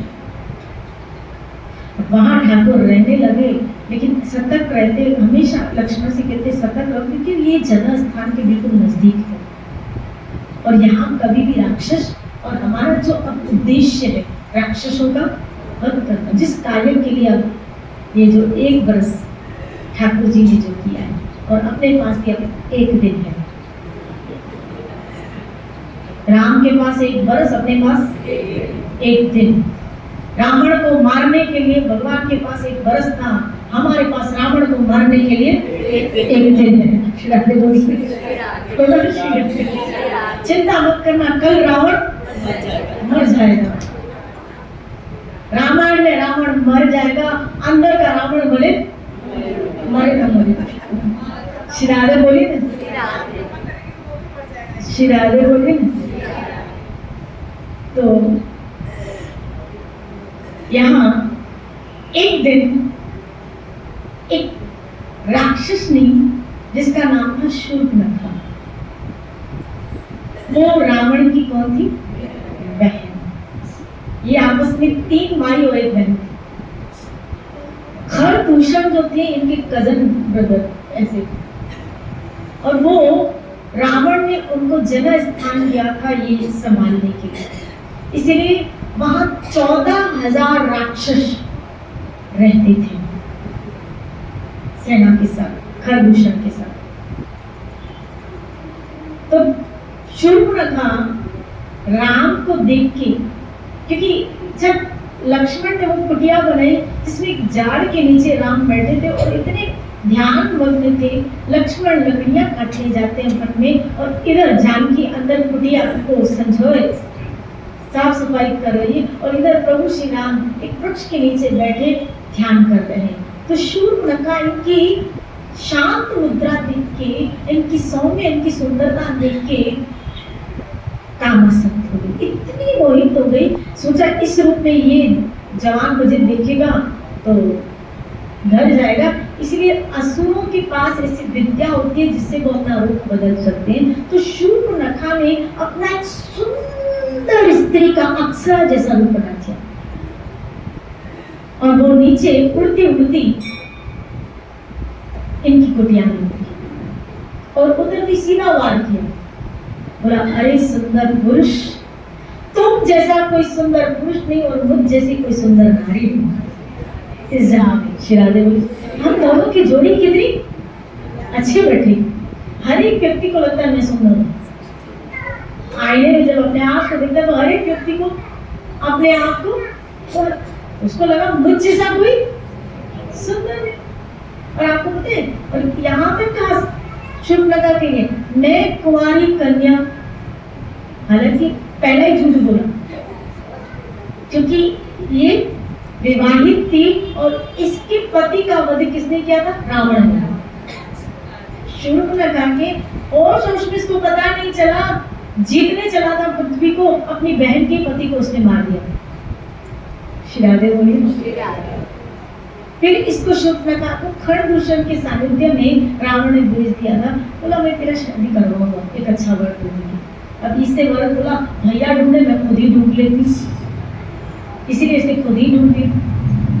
तो राम मुस्कुराने लगे, बड़े विनोदी मेरे राम। श्री राधे बोली। बोला बात तो तुम सही कह रही हो, तुम जैसी कोई सुंदर नहीं है। तो ठाकुर ने पता है कौन सी शब्द इसके, अरे सुंदरी। श्री राधे बोली। बोला कि और मैं शादीशुदा हूँ, तुम्हारी बात यहाँ बनेगी नहीं। सीता बाहर आई, बोला ये मेरी प्रणयता। बोला ये गाजर बोली पतली है क्या, इसमें हड्डी बोलेगी बड़ी, देख मुझे देख, मैं कहा ये तो सीता चौक। बोला आने राम जड़िया तड़िया मिजिया। श्री राधे बोली जैसी है, बोला भगवान ने ऐसी दी तो मैं ऐसी है। तो बोला छोड़ इसको तलाक दे दे। ऐसा नहीं बोला होगा तलाक दे दे। श्री राधे बोली। श्री राधे बोली बोला इसको छोड़, और मुझे मैं इसको छोड़ नहीं सकता, तो घर में इसको कहाँ छोड़ूंगा मैं अकेला। बोले तो कोई बात नहीं, इसको भी रख ले, मुझे भी रख ले, हम दोनों को रख ले, इसको अपन दासी बना के रखेंगे, ये अपना काम कर लेगी। सुना मतलब भगवान सीता की तरफ देख रहे हैं, क्या विचार है, प्रभु क्या खेल खेल रहे हो, आपकी लीला, आप ही जाओ। श्री राधे बोली। बोला लक्ष्मण की तरफ इशारा किया, लक्ष्मण इतने में आ गए।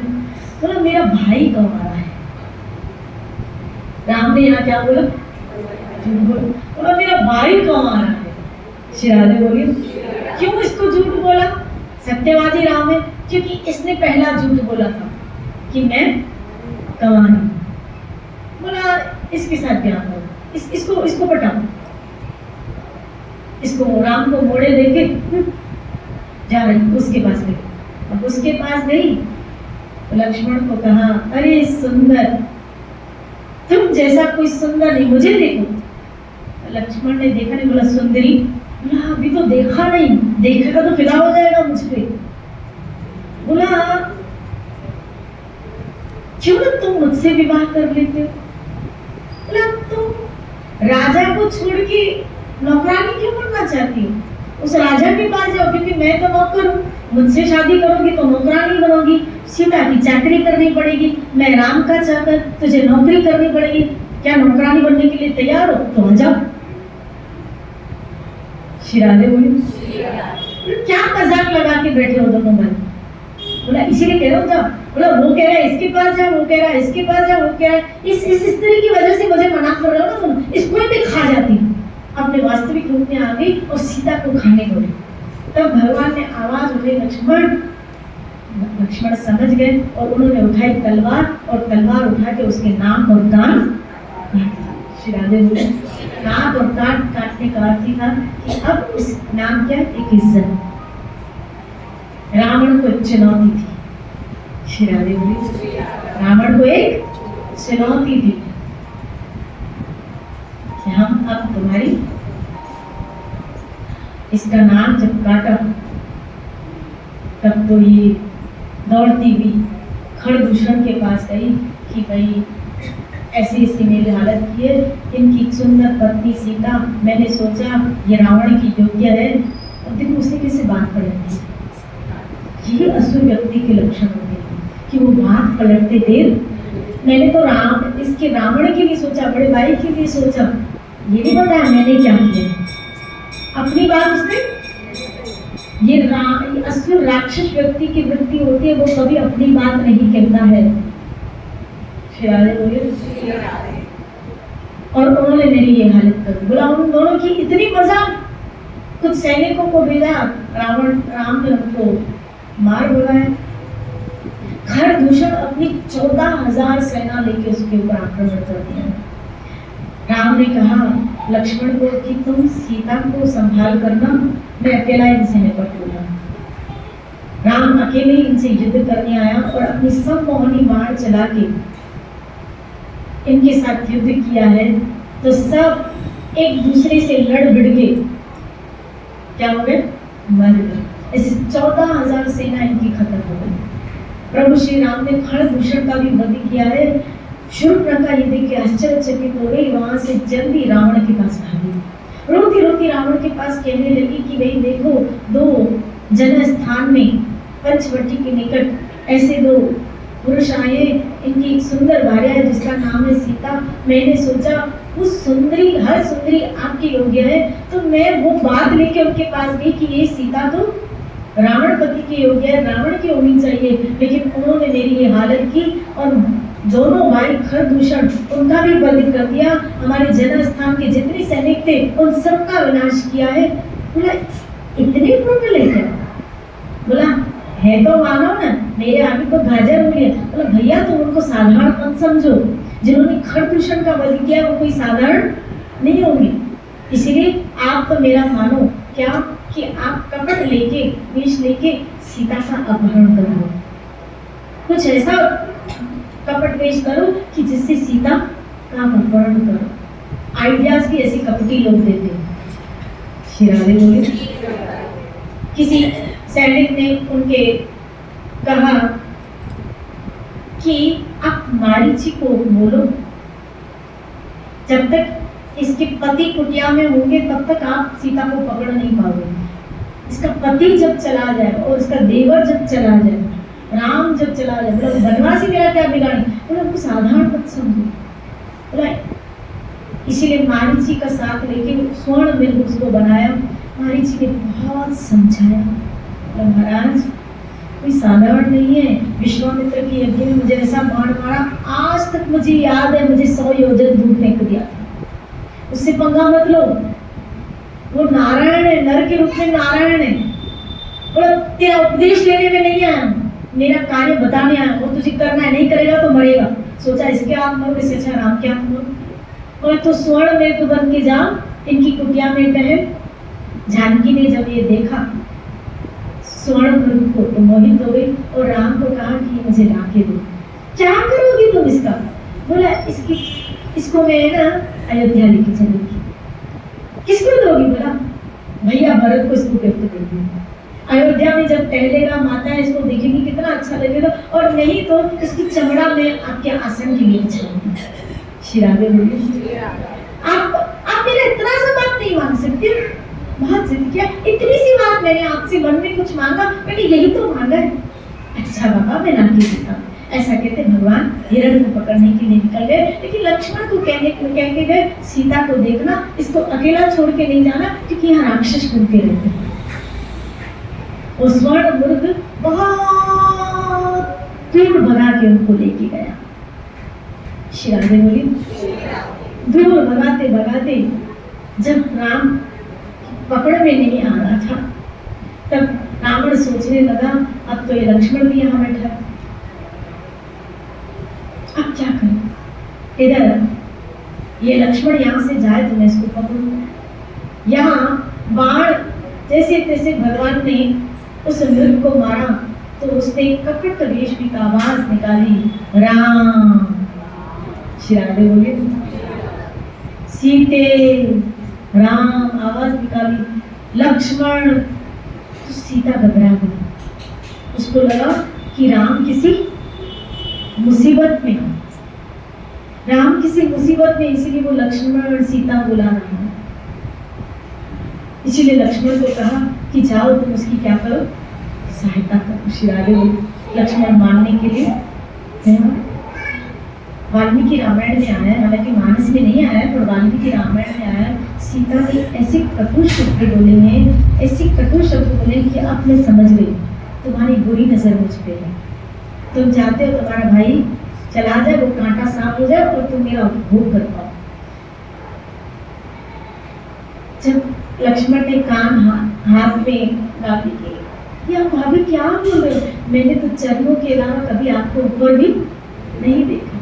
लेकिन जानबूझ के जानकी ये कह रही थी ताकि भगवान की लीला में वो सहयोग।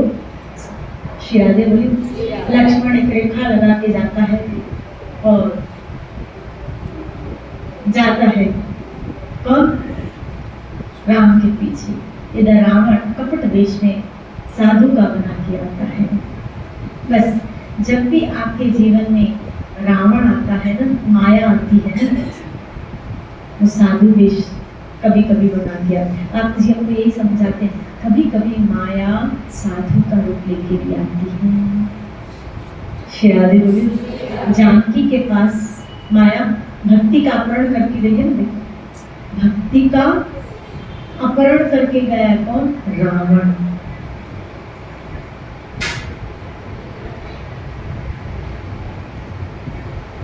रावण साधु वेश में आया, भिक्षा मांगी।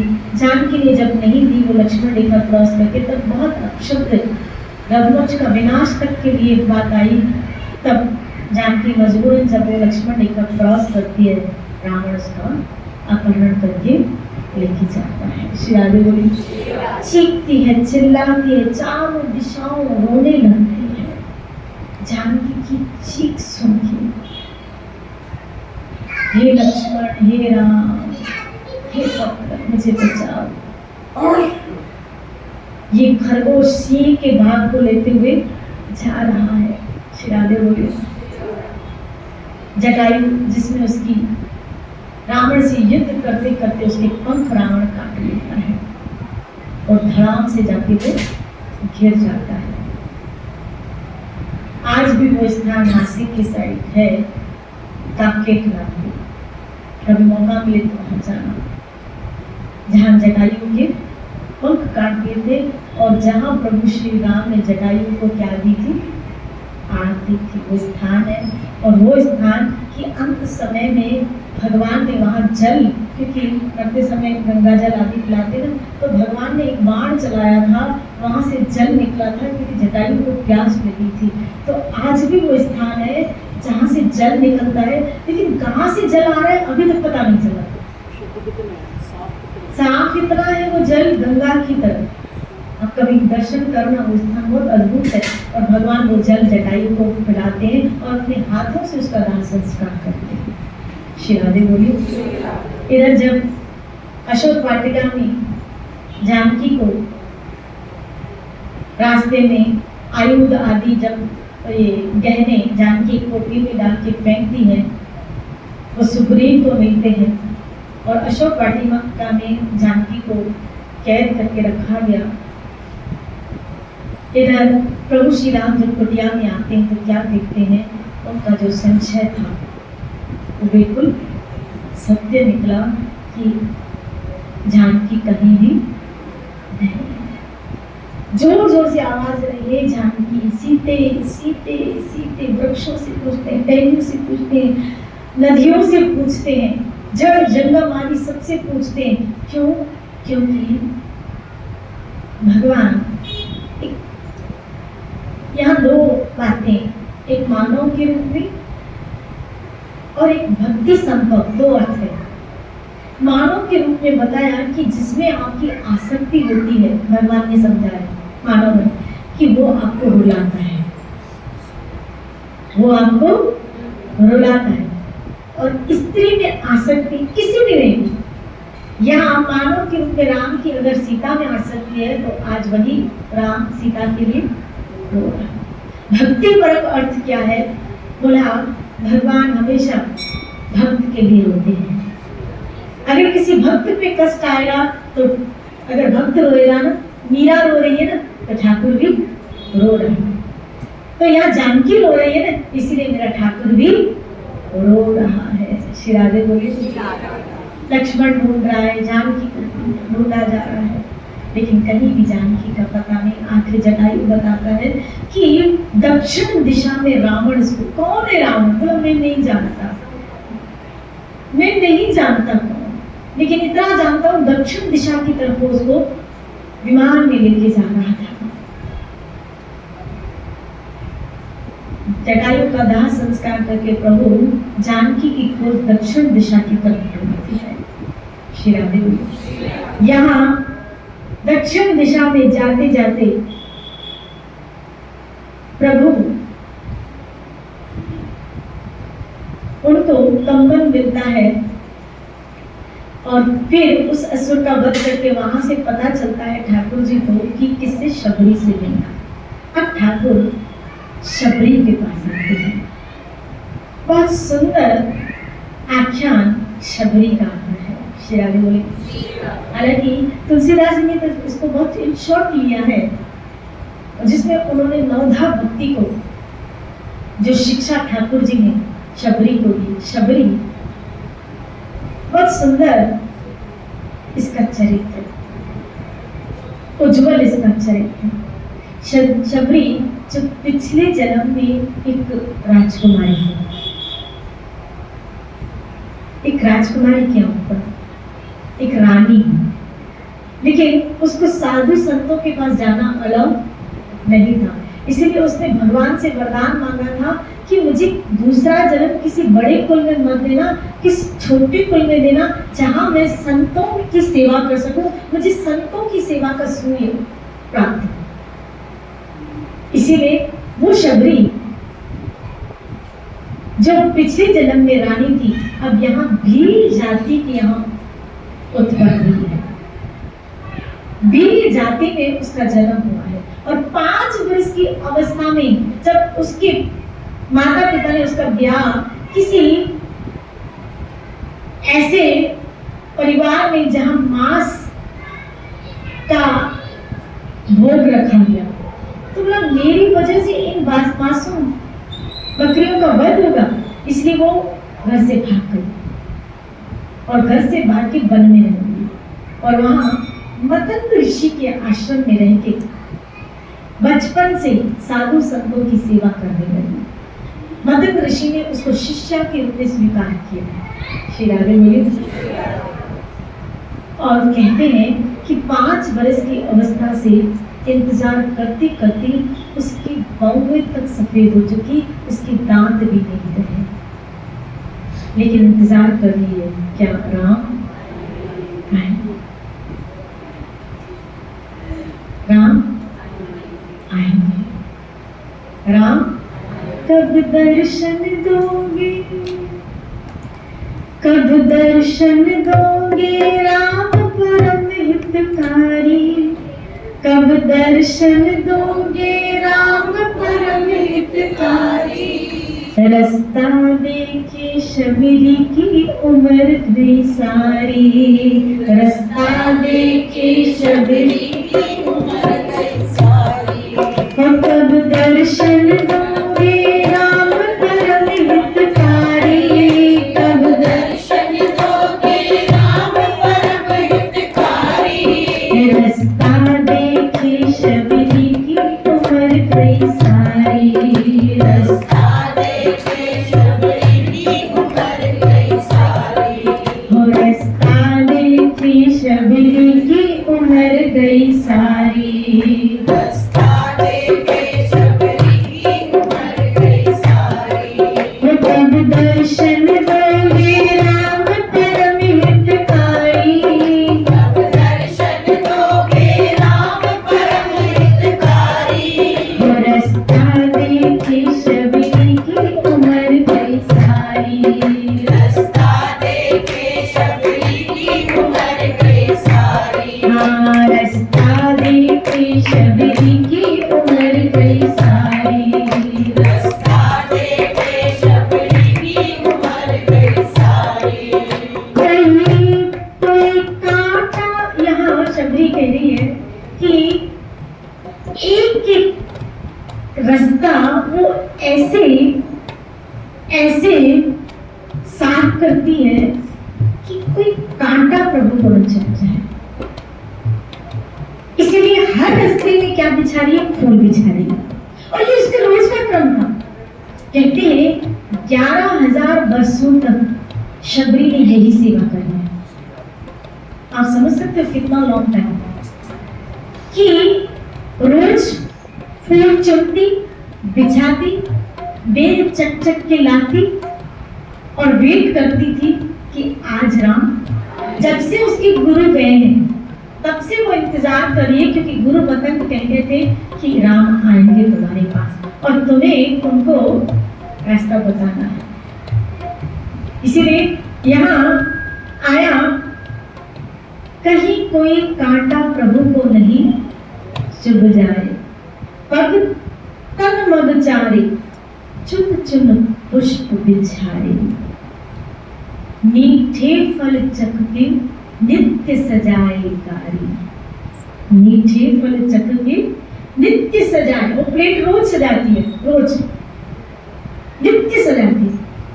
रास्ता देखे शबरी की उम्र गई सारी। कभी कभी कई लोग मुझे कहते हैं भगवान कब मिलेंगे, इतने महीनों से भजन कर रहे हैं, ये महीने में, ये तो वर्षों का सिलसिला है, फिर आएगी।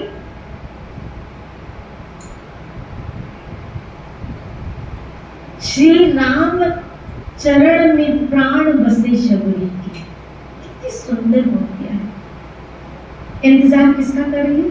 चरण का। राम चरण में प्राण बसे शबरी के, प्रभु दर्शन दे तो भाग जगे शबरी के। श्री राधे बोलिए। प्रभु दर्शन दे तो भाग जगे शबरी। रघुनाथ प्राण निधि पे जाए जीवन बलिहारी। इस पे मेरे जीवन बलिहारी जाए। क्यों? क्योंकि मेरी कब से आंखें उनके दर्शन की तरस रही है। इसीलिए तो किस कवि ने एक भजन है, मेरी झोपड़ी के राज को ले जाए राम आएंगे, मेरी झोपड़ी के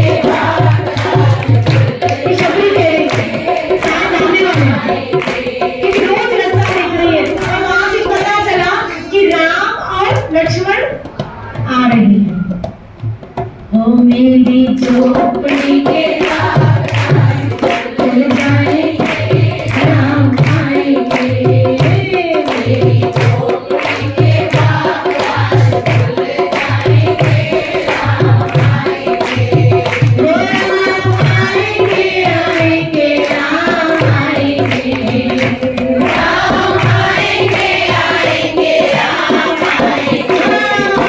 मेरी झोपड़ी के चल जाएंगे राम आएंगे, मेरी झोपड़ी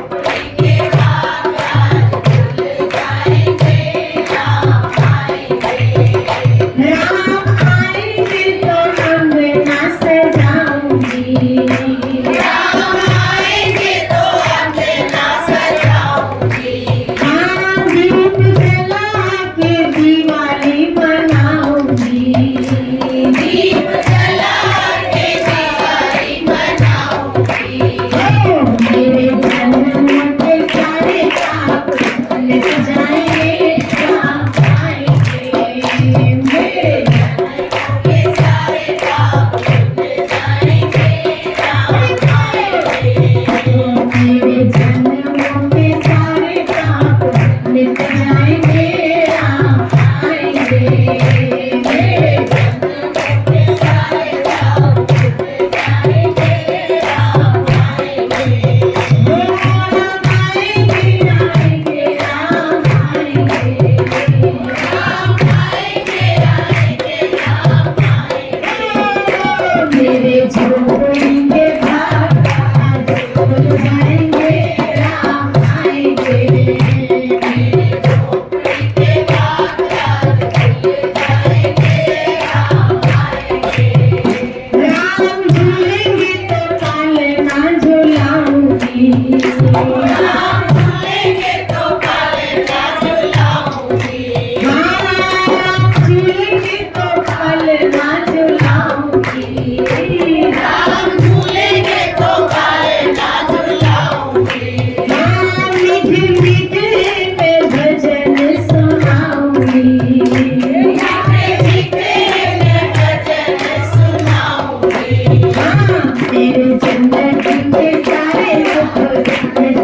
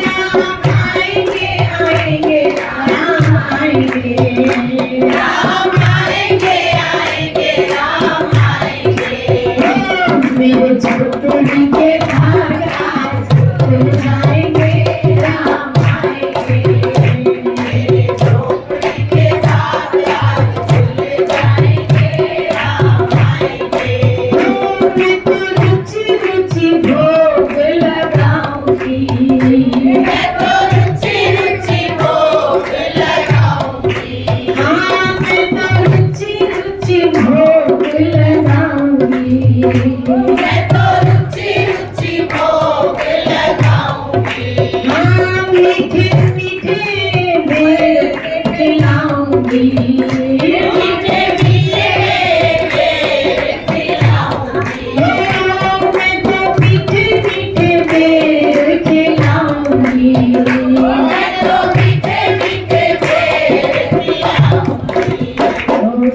प्यारी राधे प्यारे प्यारे श्याम संग आए राम आएंगे प्यारी प्यारी राधे संग प्यारे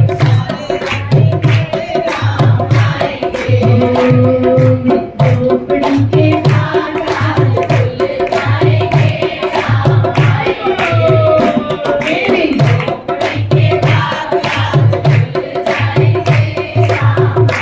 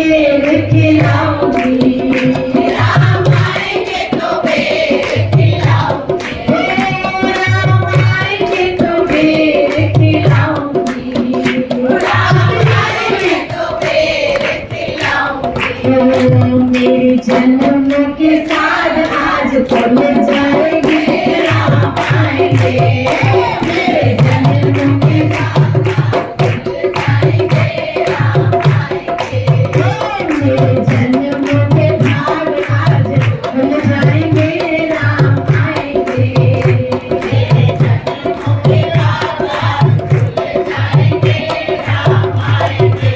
इंतजार को छोड़ना, भक्ति मतलब धैर्य। इंतजार करो, एक न एक दिन वो बस शबरी भी यही कहती थी वो आएगा आएगा आएगा आएगा आएगा आने वाला आएगा आएगा आएगा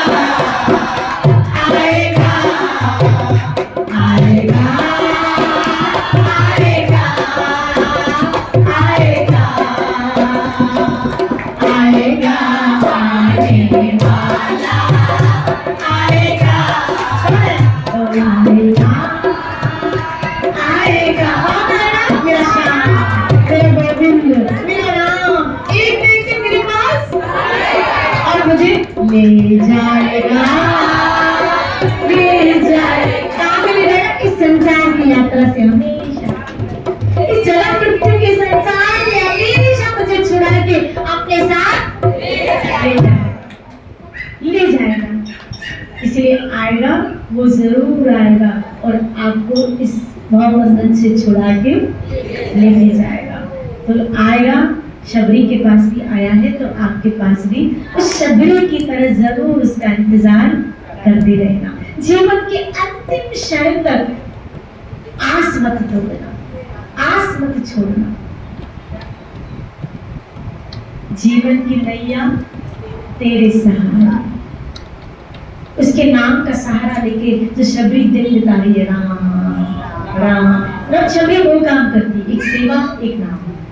बस आप भी दो काम पकड़ लो, एक सेवा उसका नाम, एक सेवा उसका। ये कथा भी जो सुन रहे हो ये उसकी सेवा कर रहे हो, ये गानों की सेवा है। श्री राधे बोलिए। रोज सेवा की आड़ी सजाती और रोज बस उस नाम का जाप करती, राम नाम का आएगा। और एक वक्त आया, राम आ गया। और मुझे लगता है आ गया तो एक दिन तो उसको रुकने दो ना। इतने 11,000 वर्षों से वो इंतजार कर रही है, तो एक रात तो उसको हम राम को रुकने देते हैं कि प्रभु आज शबरी के पास ही रुक जाओ। कल भरत चित्रकूट में रुक गया था, आज शबरी के आराम को रुकाते हैं कि आज की रात प्रभु जी भर की शबरी सेवा करें, क्योंकि भक्त और भगवान को अकेला छोड़ देना चाहिए। वहां से हम सबों को साइड हो जाना चाहिए कि अब दोनों आपस में मिलते रहे, आनंद लेते रहे। भक्त भगवान से और भगवान भक्त क्या आनंद लेता है पता है? भक्त सेवा करके आनंद लेता है। भक्त और भगवान क्या आनंद लेता है? बताओ भगवान क्या आनंद? भक्त सेवा करके आनंद लेता है और भगवान भक्त को देख देख के आनंद लेता है। कि उसको भक्त को देखता है, उसका जीव नहीं पड़ता।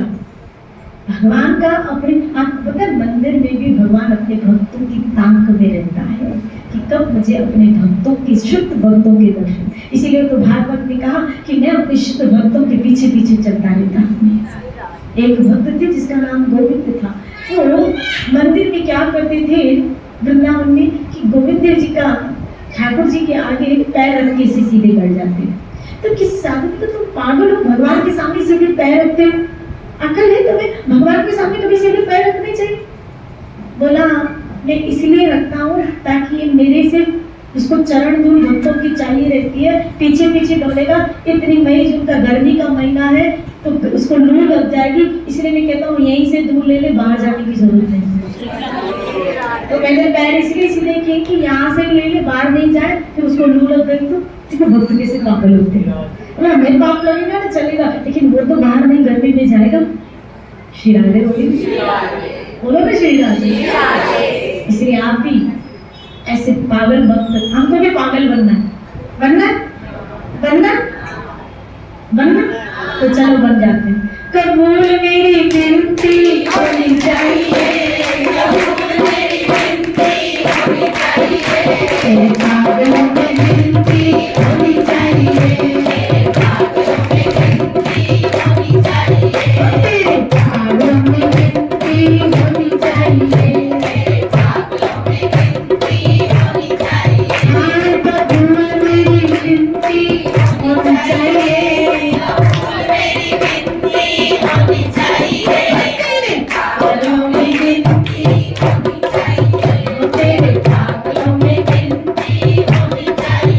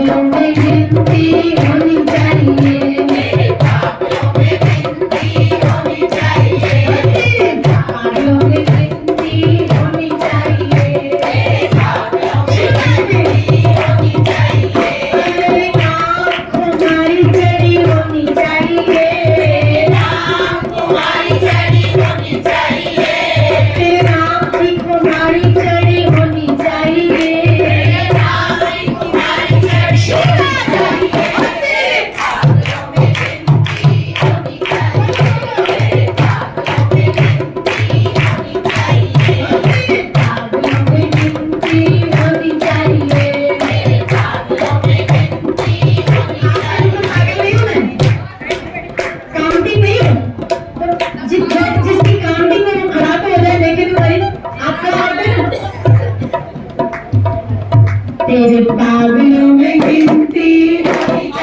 गिनती होनी चाहिए। तेरे नाम का लेके सहारा, तेरे नाम का लेके सहारा, चलता है परिवार हमारा, चलता है परिवार हमारा।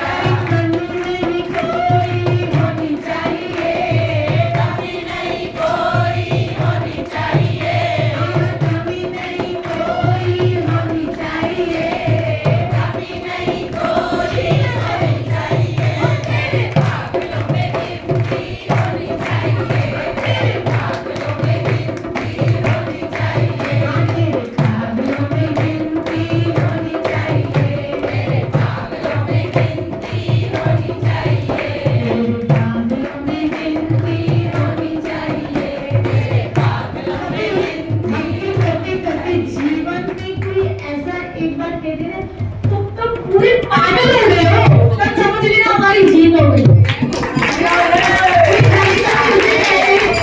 पूरे पागल हो गए, सत्संग के पीछे पागल हो गए हो, भगवान के पीछे, समझ लेना जीत हो गई। यही सुनने के लिए तो हमारे कान तरस रहे थे, कभी ये कह रहे पागल हो गए हो, अभी हुए नहीं है, लेकिन अगर कोई कह दे तो समझ ले अंदर से खुश होना। पागल होने के लिए तो कई लोग घर परिवार आदि छोड़ देंगे और हमें यही रह के पागल होने का सौभाग्य मिला।